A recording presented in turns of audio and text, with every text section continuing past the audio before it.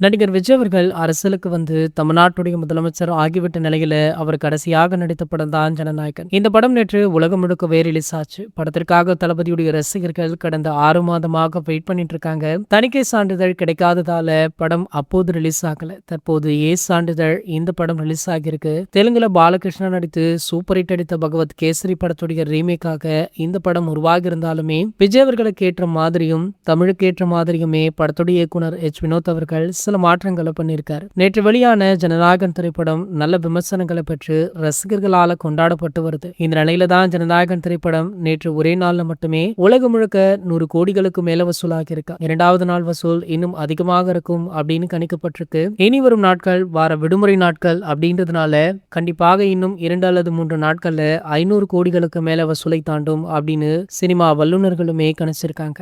உங்களை யாரெல்லாம் இந்த படம் பார்த்தீங்க, படம் எப்படி இருக்கு அப்படின்றதையும் கீழே உள்ள கமெண்ட் செக்ஷன்ல கமெண்ட் பண்ணிட்டு நம்மளுடைய சேனலை மறக்காம சப்ஸ்கிரைப் பண்ணிக்கோங்க.